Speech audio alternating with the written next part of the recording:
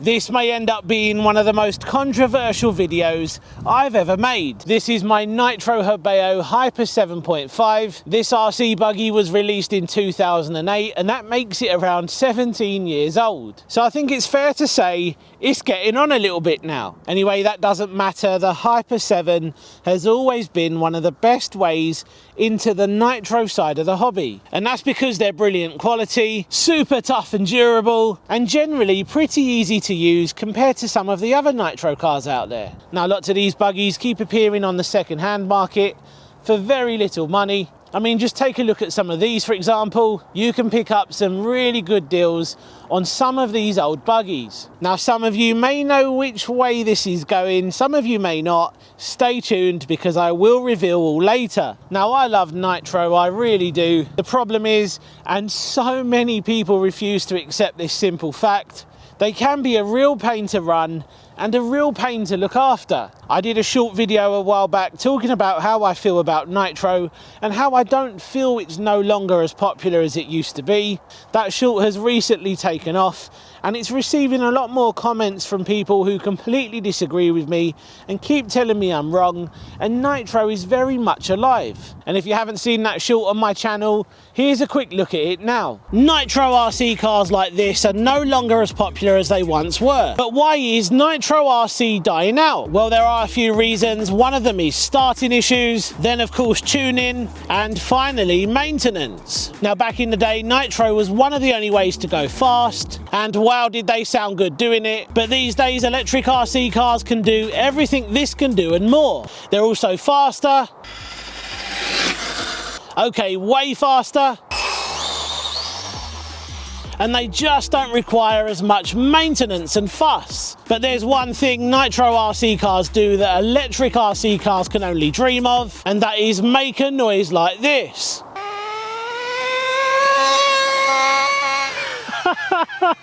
Nitro RC cars are absolutely incredible in my opinion. It's just a shame that they're dying out. Now, people are very quick to remind me that Nitro is still popular in racing.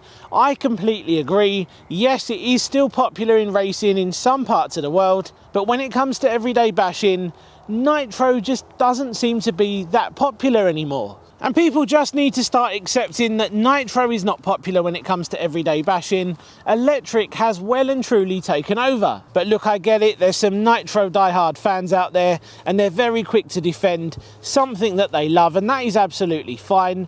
But we have to accept the facts. Nitro just isn't as popular as it used to be. I mean, look, it's not a difficult thing to see. When was the last time we see a new release from one of the popular brands? Now, this does upset me as well, actually, because I have said it in the past, I've grown up running Nitro as a kid, but I knew things were going this way because the RC world is changing, and that's for many reasons. I've already covered all of these reasons on my channel, so definitely check out some of my other videos. Some of the main issues are obviously noise, starting issues, maintenance, and all the other stuff required to run these cars properly. Now, many Nitro fans will say there's no excuse, don't be lazy, just learn how to run them properly. All it takes is a little bit of patience. And I fully agree with that, but what I would say is people just prefer the electric side of the hobby these days because it's pretty much plug in and go. Now, I have to admit, as much as I love my Nitro cars and my petrol cars, I am definitely enjoying the slightly easier side to the hobby these days, which of course is electric. So I love this buggy, I love its durability, but I'm slowly getting bored of certain people telling me off about the noise every time I take it out. It spends most of its time on a shelf these days. It very rarely comes out with me. So is there anything I could do to make this buggy a little bit more friendly, a little bit more usable, so I'm not going to offend too many people when I'm out running my cars? Have you guessed yet which direction this is going?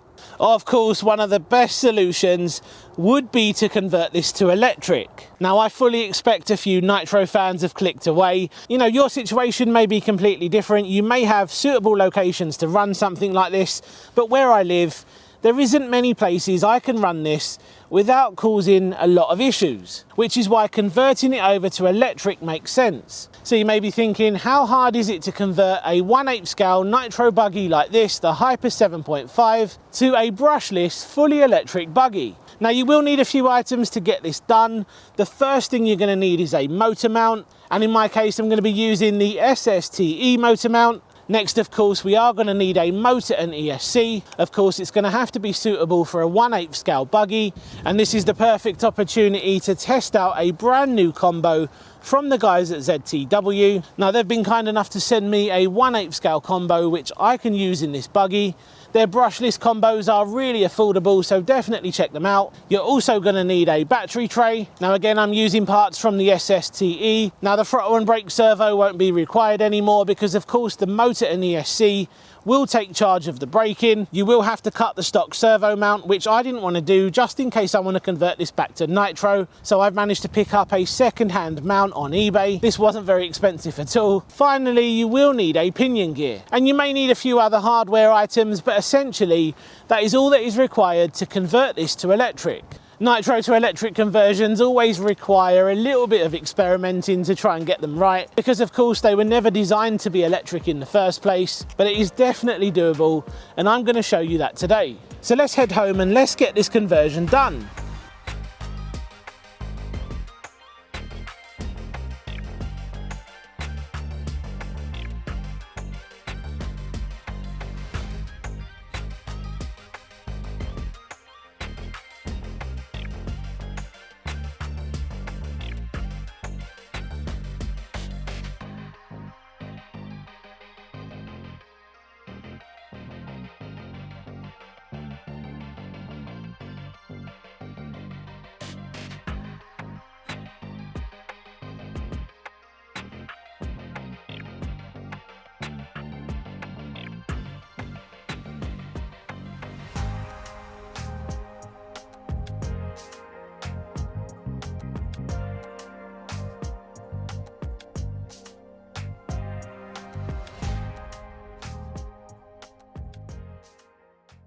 Overall, the conversion process went really well, a very simple and easy thing to do to a Nitro buggy. I also took this opportunity to fit a brand new steering servo. Now unfortunately there was no pre-drilled holes for the battery tray because of course this has come out of an SSTE. So I did have to drill a couple of holes to get this thing to fit properly. I've also fitted some new wheels and tyres and sprayed up a new body. I think it's looking great. Let's take a look at my new brushless converted Hyper 7.5. So here it is, here's my new brushless converted Hyper 7.5. The overall process was straightforward. I'm really pleased with the outcome. I've also treated the buggy to a brand new body, which I've painted up in white, and a new set of wheels and tyres. I think they just finish it off nicely. You know, this is something you shouldn't have to do, but unfortunately, especially for me in my case, this is going to be more suitable for me for where I choose to run my cars, but for you it may be a completely different story. So I've got a 4S pack in there. Let's see how this runs. Now I haven't done this conversion to go fast. I think 4S is going to be more than enough for me and what I need to do. I'm not even going to bother speed testing this because again, I've got fast cars. I really didn't want this to be built just for speed. It's still pretty quick on 4S though, and that's with the 17 tooth pinion, I believe. Yeah, 17 tooth pinion, 4S. That is more than enough speed for what I need. I'm mostly going to be running this thing off-road. Yeah, you haven't got that loud, high-pitched whine anymore. Don't get me wrong, I love Nitro, but it's becoming slightly annoying not having many places to run them. But that could just be a UK thing. I'll show you a comparison, a noise comparison. Take a look at the Nitro one.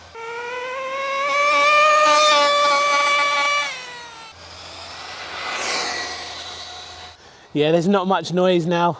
I think this was definitely for the best. At least this can get a little bit more use now. I mean, it was sitting on a shelf most of the year because trying to find a suitable location to run these things is becoming so difficult.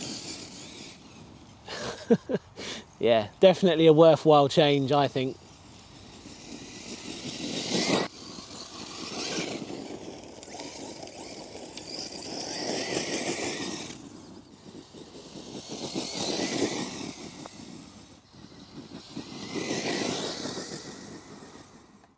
Now, I'm really pleased with the outcome. I know this is going to be a controversial thing because there's a lot of Nitro fans out there still who refuse to accept that Nitro's declining and it's not as popular as it once was. And I know lots of Nitro fans are going to say this is the worst thing you could have done. You should have kept it as a Nitro. That's the only way you're going to keep Nitro alive. But unfortunately, I think it's time to accept we're never going to go back. And like I said, for what I'm doing, this is just a better option for me. Now, the brushless combo in this seems to be working really well. Check out ZTW if you're interested. So let me know in the comments section what you make of this and what you make of the whole Nitro topic as a whole. I've done lots of Nitro videos on my channel, which always end up being a little bit controversial. But look, the way I see it is it's always good to talk. It's always good to get opinions out there. Cheers for watching. See you on the next one. Take care.